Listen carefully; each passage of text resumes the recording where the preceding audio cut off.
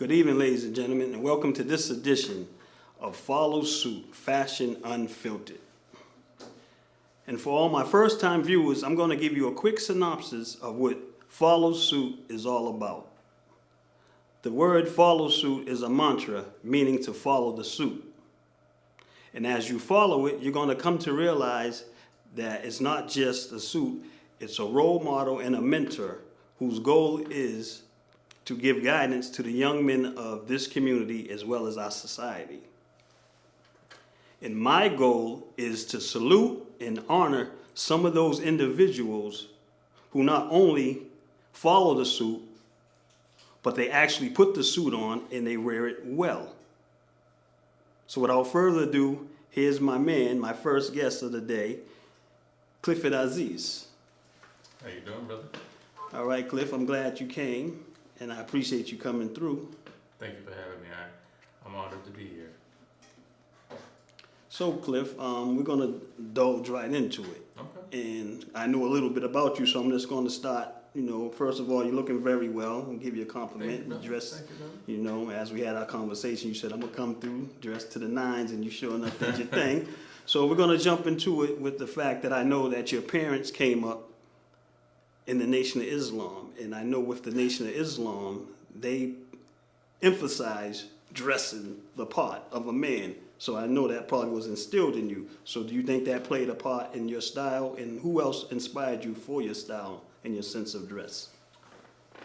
I definitely think that the Nation of Islam served as a backdrop.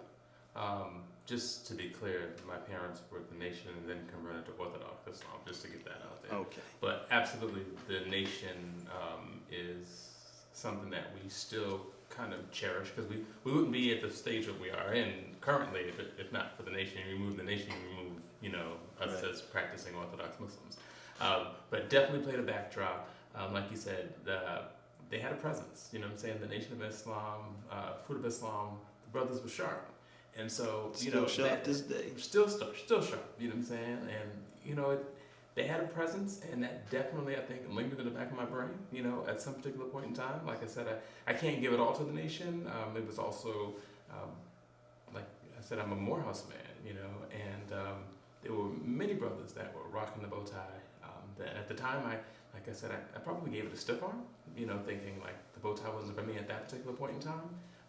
Because, when I jumped on the scene at Morehouse, I was 18 years old. I wasn't going to be doing a bow tie at 18. Although I have seen it done by brothers who were 18, but just at that moment in time, not for me. But I gave it the stiff arm, and then later on, I remember I was celebrating a birthday, and one of my buddies says, "Hey, I think you should try the bow tie." And I was just like, And so I did. And I tried to wear it on that particular birthday, but I couldn't get it right. Like I said, I was watching the YouTube video to teach me how to tie, because I just, and I told him my arms must have gotten locked in this position for so long, just because I was trying to get it, and couldn't. And so I ended up just rocking one of my traditional ties. But yeah, so to give you a little bit of backdrop, I think the Nation, I definitely think Morehouse, and then just good timing also. Okay, so since you were on the subject of bow ties, do you have a collection of bow ties? I sure do. There was a time period where I had more of the traditional ties than the bows.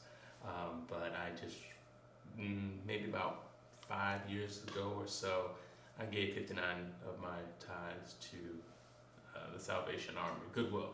And just because I had felt like I had evolved and I didn't need to go back. And so it was a purge, and I was just like, and I just counted them out. I remember, because if you had stepped into my, if you open up any of my dresser drawers, you would swear you were at somebody's store, because everything is, it's quite organized, and it's a beautiful array. But it was just like, I don't need this. This is taking up one entire drawer. And so 59 ties went out. Now that I think I might have got one of them ties. You might have got one of them. I think I might have got. I go to Goodwill every once in a while. I can have a couple brothers of ties. got some of my ties, right? All That's right. Thank you, brother. I'm gonna thank you in advance. I might have one then. That's right. Yo, Okay. You guys are all welcome. So we're gonna talk a little bit about. There's a thing that they call the white pants rule.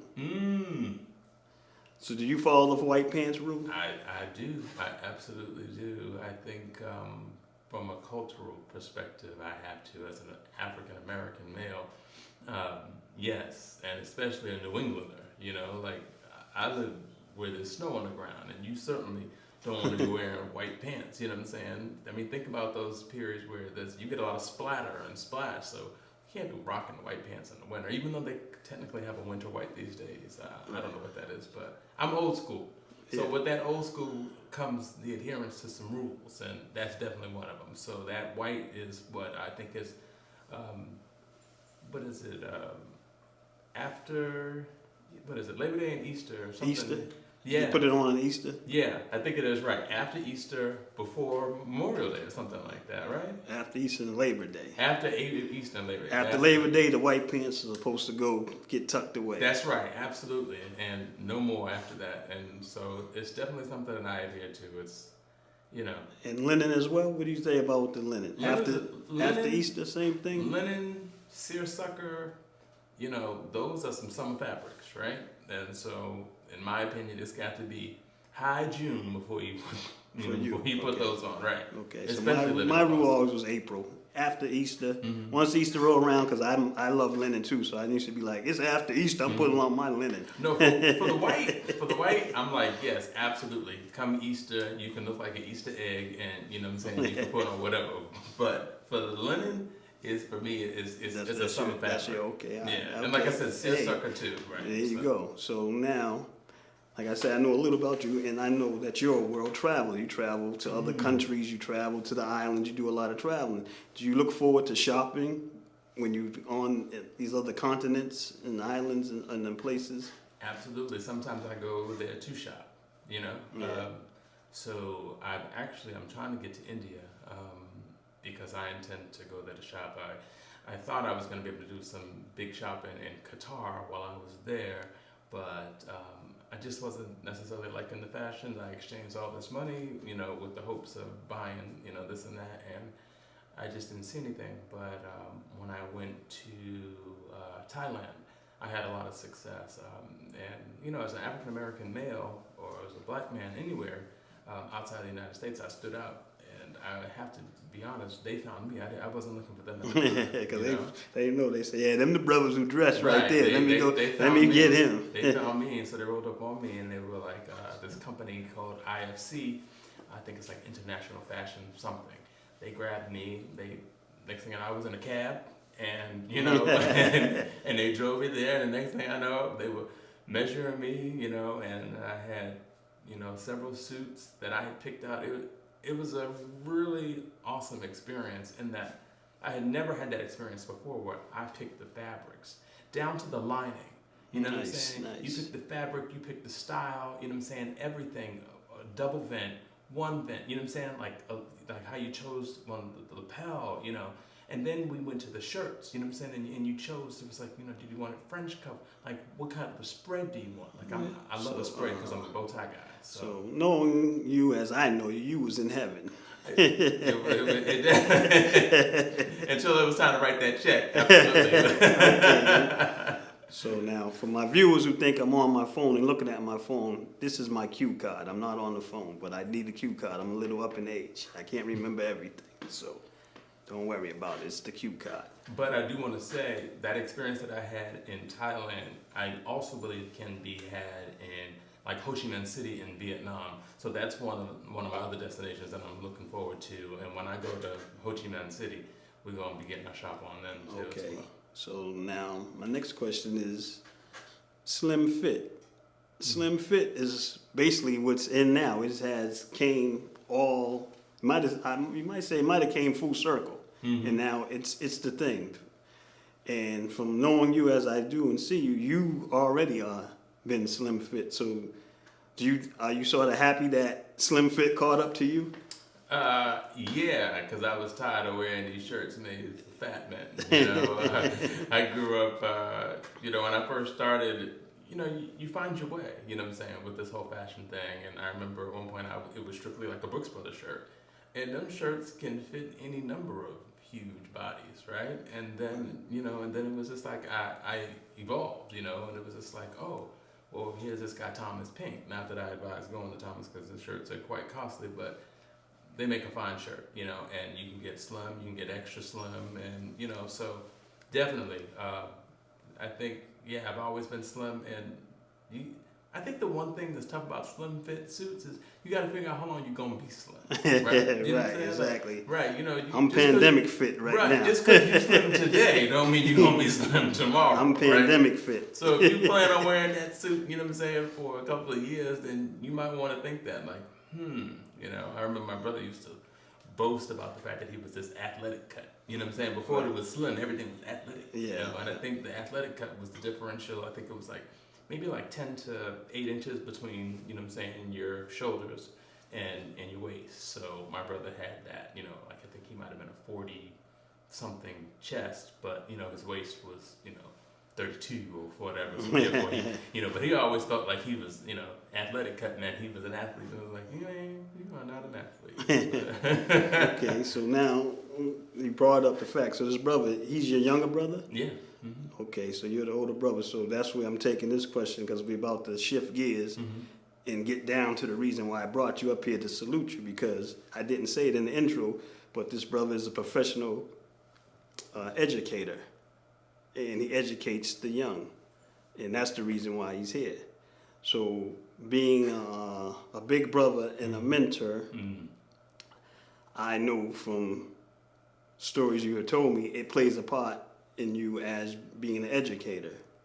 Absolutely, yeah.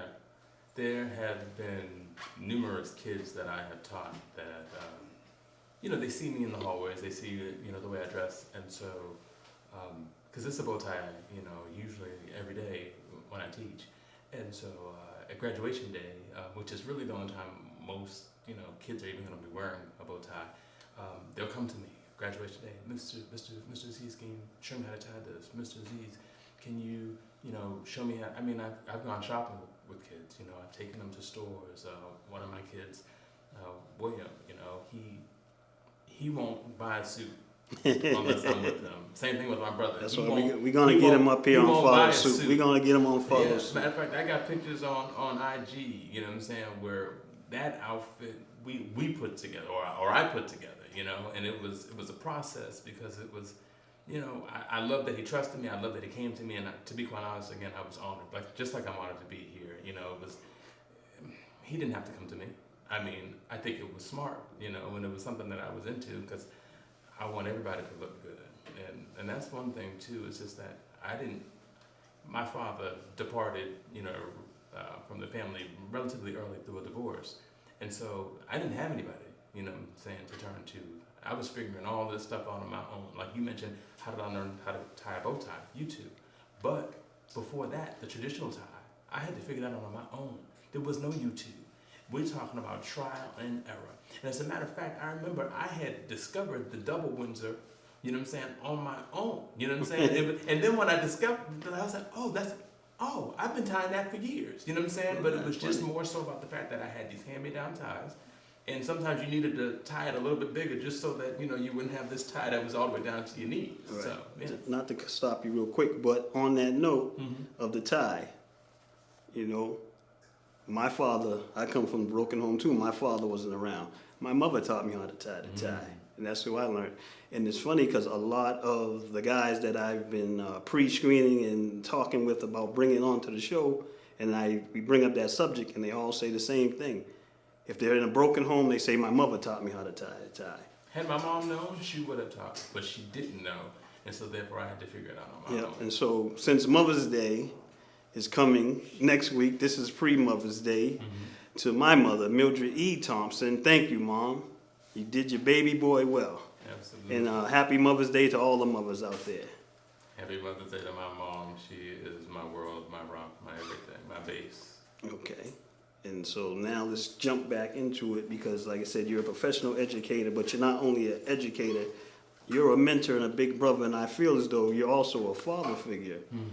And I know for myself a story that I know for a fact that you even went out your way to actually take a student who was homeless and let him come to live with you.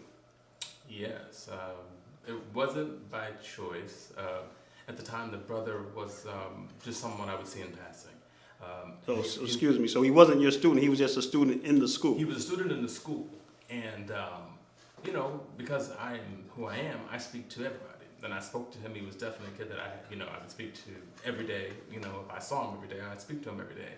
And I'll never forget when he said to me one day, he says, you know, I think I'm ready for a bow tie. So we had established a relationship, and I said, really? And he was like, yeah. So, you know, as a grown man, I had bow ties that I had never even worn. So I gave him a couple, and then there was some other items that I gave him that sometimes you know, like I bought some sweaters that were dope. You know, they would fly, but I couldn't fit these things. They were way too small for me. So I said, hey, I gave him some stuff. So we had a relationship. But then one day he got into it with his mom, and his mom was like, I do not want him back in the home. I didn't feel safe. Not that I think he was a violent kid. But he ended up coming to live with me for a period of about, I'd say 6.5 months. And then he just kind of lost focus a little bit. You know, at the time I wasn't a real estate agent, I was just teaching, but I was hustling, you know. I became a real estate agent. I had one weekend. Real hustle. Let's get that right. Right. Real hustle, because some of y'all know my background. Not my hustle. He does the real hustle, the legal hustle. Right. I believe in multiple streams of income, and so the teaching gig, you know, although good, the money is just not everything.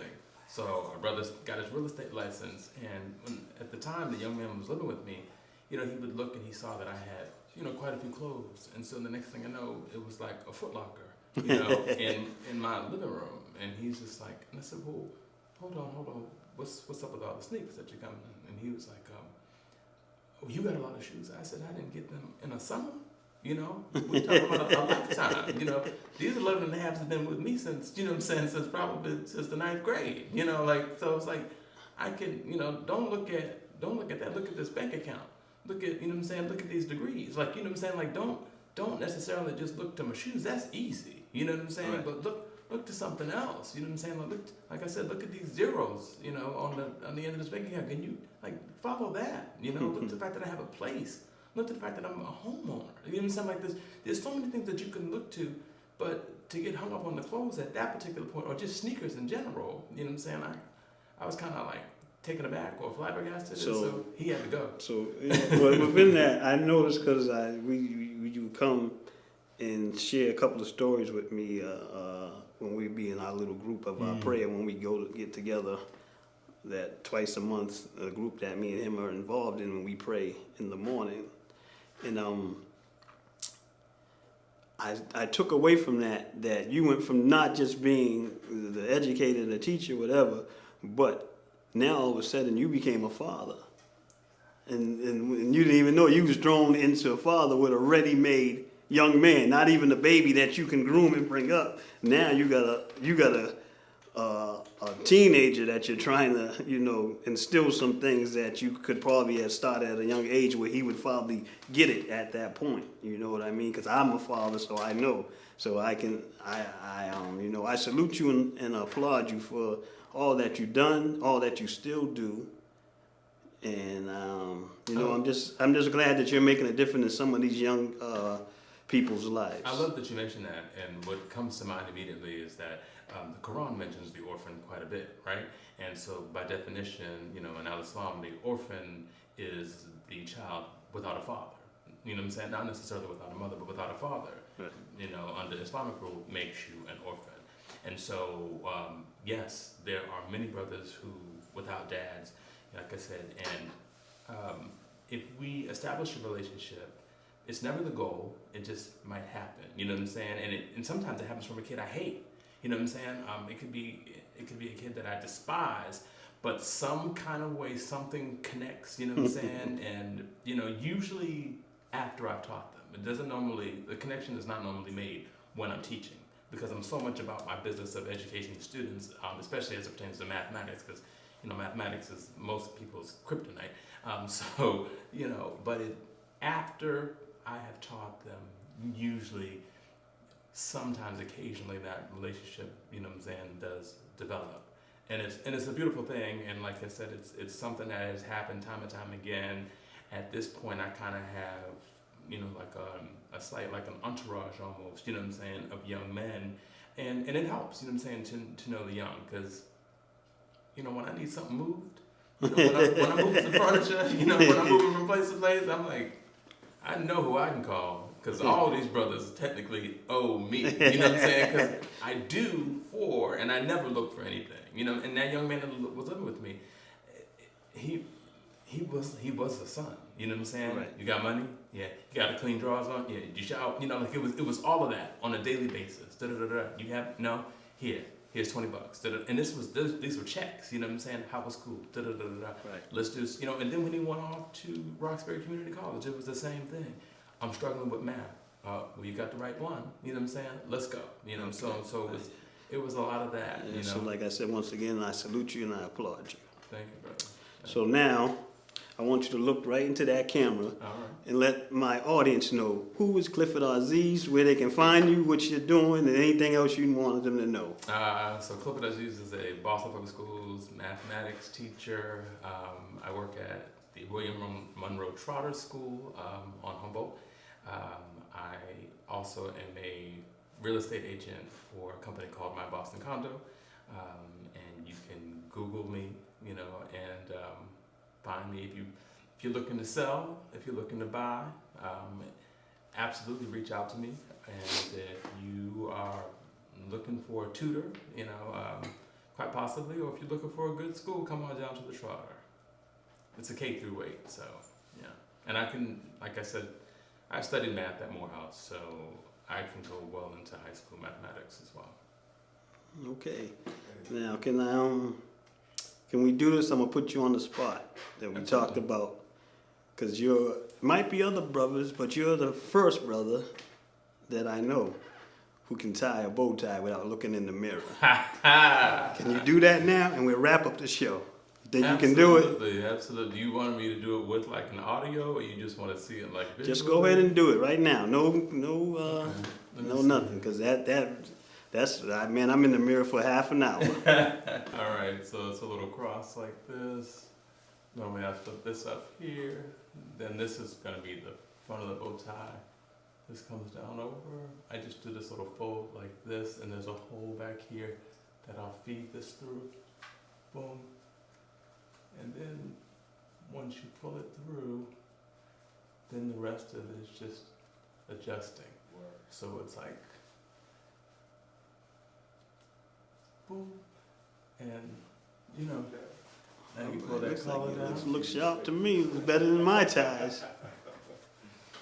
You know, and now you don't got to go to YouTube. You got a bro tube right here. Okay. I appreciate you, my man, my friend, and also a big brother, a mentor, and an educator, Clifford Azizz. Thank you for having me. Thank you for having me. Excuse me. Thank All right. you for coming on the show. Thank you for having me.